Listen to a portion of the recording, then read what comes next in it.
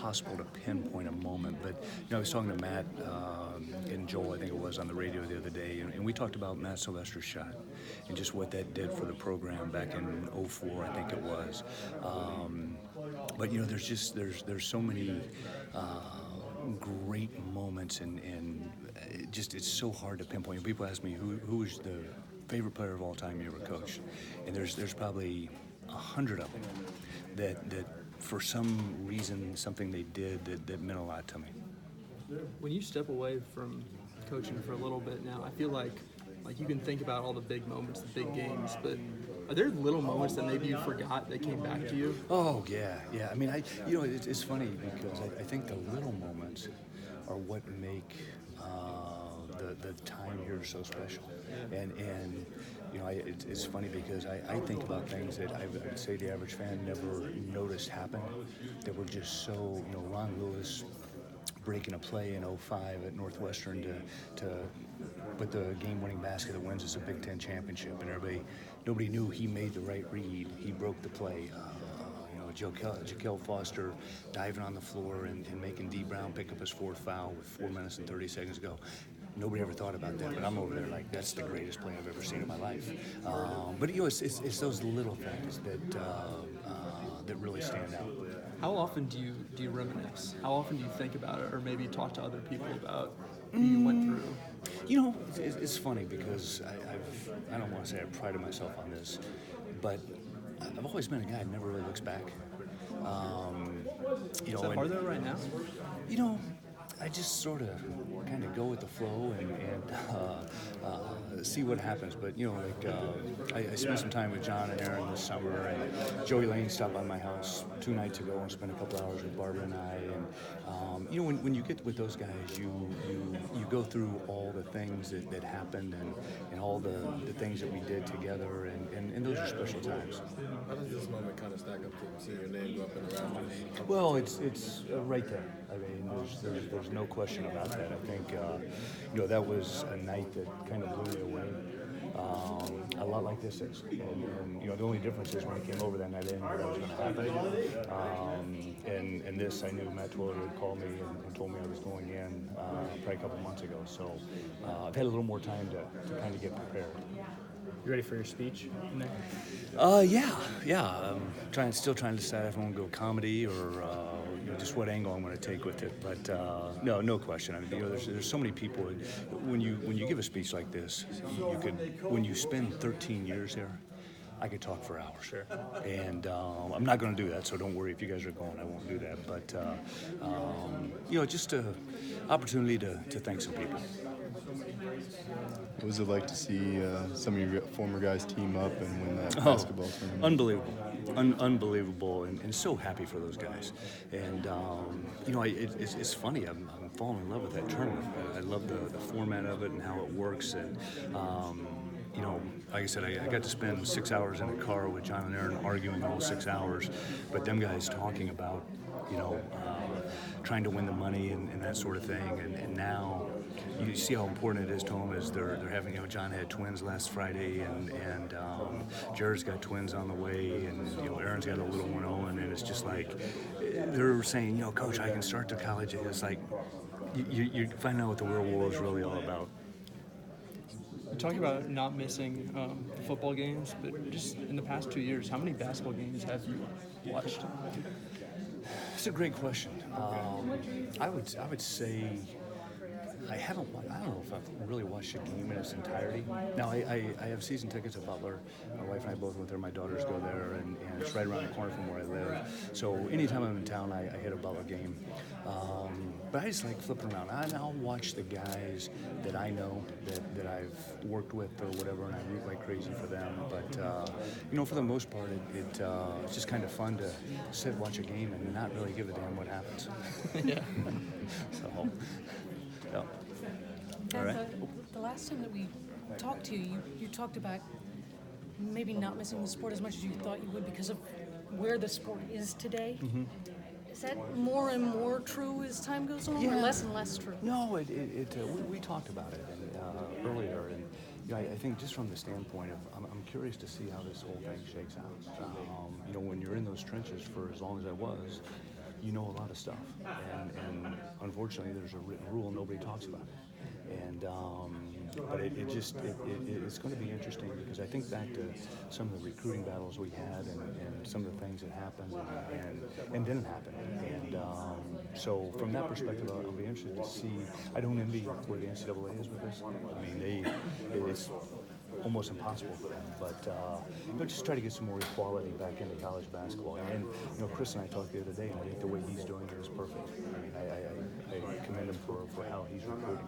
Do you want to talk about some of those stories now? No. There's no question. But it's funny because I've said this before. The greatest thing, and maybe the worst thing that ever happened in my time at Ohio State was getting Greg and Michael. Because everybody here thought we should get them every year. But the landscape changed. And I couldn't go to the press conference and say, hey, this is where it is, and but I want to trade those two for anything. When you say the landscape changed, what do you mean exactly? Well, I think all the things that you're seeing now has escalated.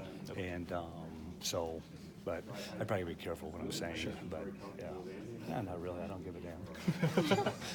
It is funny though when you say that, because you say that like it's the unwritten rule that you don't talk about it, and even when you're here, you say that stuff.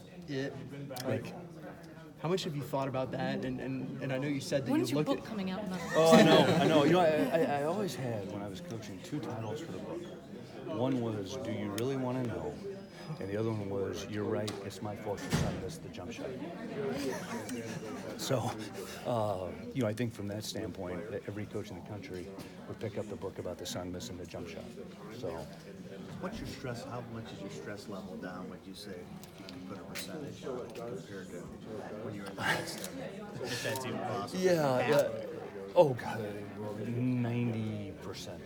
I mean, quite honestly, it's funny. I 2 weeks ago became an empty nester, and so I think from that standpoint, we can travel more. We can do the things that Barbara and I have always wanted to do, and but no, the stress of it was nonstop, and I've said this as a coach, a successful coach, you got to be in a bad mood all the time.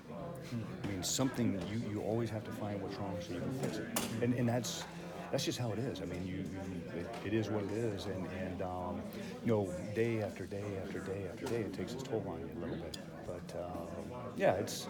it's the stress has definitely eased off.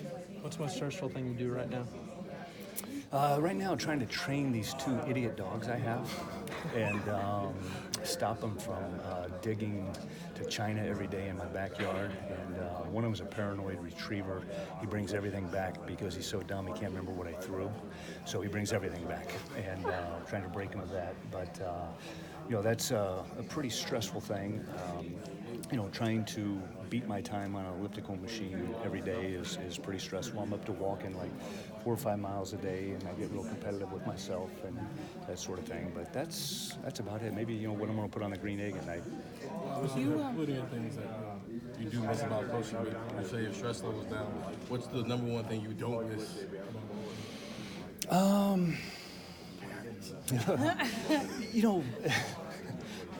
Be careful in case I go back into coaching.